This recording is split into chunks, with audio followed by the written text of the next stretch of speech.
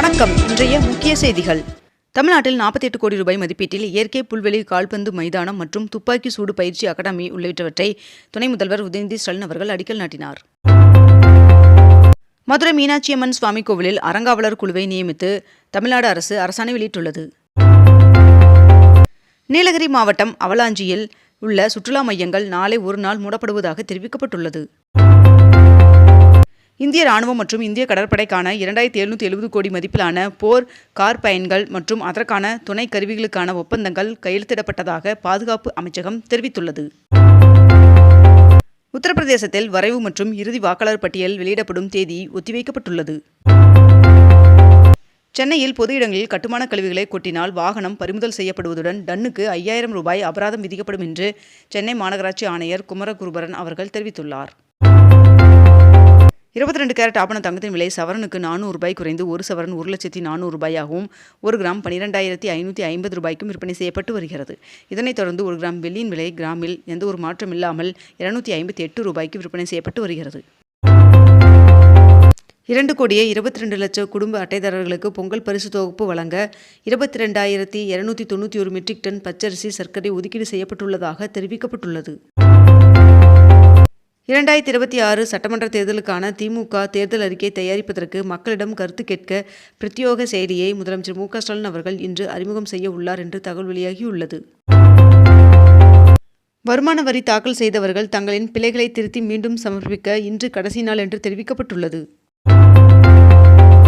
Chennai metro rail திட்டம் கட்டம் 2 வழித்தடம் 3இல் மேலகிரி என்று பெயரிடப்பட்ட சுரங்கம் தோண்டும் இயந்திரம் வெற்றிகரமாக பணியை முடித்து பெரம்பூர் நிலையத்தை வந்தடைந்தது. டிஎன்பிஎஸ்சி குரூப் 2 2A தேர்விற்கு விண்ணப்ப கட்டணங்கள் சான்றிதழ் பதிவேற்றம் செய்ய ஜனவரி 2ஆம் தேதி வரை அவகாசம் நீட்டிக்கப்பட்டுள்ளது. பராமரிப்பு பணியின் காரணமாக அனைத்து அரசு இ-சேவை மற்றும் ஆதார் சேர்க்கை மையங்கள் இன்றும் நாளையும் 2 நாட்கள் இயங்காது என்று தெரிவிக்கப்பட்டுள்ளது.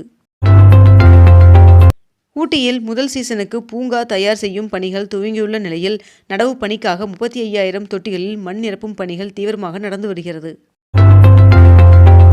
வருகின்ற ஜனவரி 4 மற்றும் 5 ஆகிய தேதிகளில் தமிழ்நாடு பாஜக தேர்தல் பொறுப்பாளர் பியூஷ் கோயல் அவர்கள் சென்னை வருகை தர உள்ளார் என்று தகவல் வெளியாகியுள்ளது. கொடைக்கானல் வனப்பகுதிகளில் பறவைகள் கணக்கெடுப்பு பணியை வனத்துறையினர் தொடங்கியுள்ளனர். ஐசிசி T20 உலகக்கோப்பை தொடருக்கான ஓமன் அணியை அந்நாட்டு கிரிக்கெட் வாரியம் அறிவித்துள்ளது. மத்திய அரசு அறிவிப்பின்படி ஒவ்வொரு நிதியாண்டிலும் 50,000 டன் வரை இயற்கை சர்க்கரை ஏற்றுமதி செய்ய மத்திய அரசு அனுமதி வழங்கியுள்ளது. பான் மற்றும் ஆதார் எண்ணை இணைப்பதற்கு இன்று கடைசி நாள் என்று தெரிவிக்கப்பட்டுள்ளது.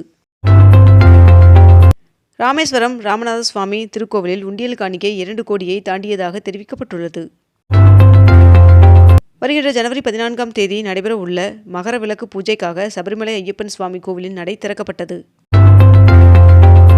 சேலம் மற்றும் கள்ளக்குறிச்சியில் ஜனவரி 4 மற்றும் 5 ஆகிய தேதிகளில் அதிமுக பொதுக்கூட்டம் நடைபெற உள்ளதாக தெரிவிக்கப்பட்டுள்ளது. ஒடிசாவில் 120 கிலோமீட்டர் இலக்கை தாக்கும் பினாகா ராக்கெட்டின் முதல் சோதனை வெற்றிகரமாக நடந்து முடிந்தது. டெல்லியில் நடைபெறும் 2026ஆம் ஆண்டிற்கான குடியரசு தின விழாவில் தமிழ்நாடு அரசின் அலங்கார ஊர்தி இடம்பெற ஒன்றிய உள்துறை அமைச்சகம் ஒப்புதல் வழங்கியுள்ளது.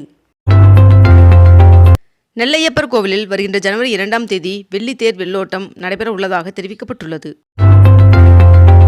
புதுச்சேரி காவல்துறை சார்பில் புத்தாண்டு கொண்டாட்டத்தையொட்டி 4 அடுக்கு பாதுகாப்பு திட்டம் இறுதி செய்யப்பட்டுள்ளது. கடந்த 8 மாதங்களில் மட்டும் 1,52,000 வெளிநாட்டினர் மதுரைக்கு வருகை தந்துள்ளதாக தகவல் வெளியாகியுள்ளது. பித்தளையின் விலை உயர்வை அடுத்து பொங்கல் பித்தளை பானைகளின் விலை கடுமையாக உயர்ந்துள்ளது. தமிழ்நாட்டில் வடகிழக்கு பருவமழை இன்று வரை இயல்பை விட 3% குறைவாக பெய்துள்ளதாக சென்னை வானிலை ஆய்வு மையம் தகவல் தெரிவித்துள்ளது. கரூர் மாவட்டம் நொய்யல் ஆத்துப்பாளையம் நீர்த்தேக்கத்திலிருந்து இன்று முதல் வருகின்ற பிப்ரவரி 28ஆம் தேதி வரை நீர் திறந்துவிட அரசு ஆணையிட்டுள்ளது. தொடர் விடுமுறை மற்றும் புத்தாண்டு தினத்தை முன்னிட்டு 1000 சிறப்பு பேருந்துகள் இயக்கப்பட உள்ளதாக தெரிவிக்கப்பட்டுள்ளது. சென்னை கொளத்தூர் ஏரி பூங்காவை வருகின்ற ஜனவரி 10ஆம் தேதி முதலமைச்சர் மு.க. ஸ்டாலின் அவர்கள் திறந்து வைக்க உள்ளார் என்று தகவல் வெளியாகியுள்ளது. தமிழ்நாட்டில் வரைவு வாக்காளர் பட்டியல் வெளியிட்ட பிறகு இதுவரை 7,28,000 பேர் பெயர் சேர்க்க விண்ணப்பித்துள்ளனர் என்று தகவல் வெளியாகியுள்ளது. ஈரோடு சத்தியமங்கலம் புலிகள் காப்பகத்தில் இன்று தொடங்கி அடுத்த 6 நாட்களுக்கு புலிகள் கணக்கெடுப்பு நடைபெற உள்ளதாக தெரிவிக்கப்பட்டுள்ளது. சென்னை பல்கலைக்கழக மசோதாவை 3 ஆண்டுகள் நிலுவையில் வைத்திருந்த நிலையில் குடியரசுத் தலைவர் திருப்பி அனுப்பினார்.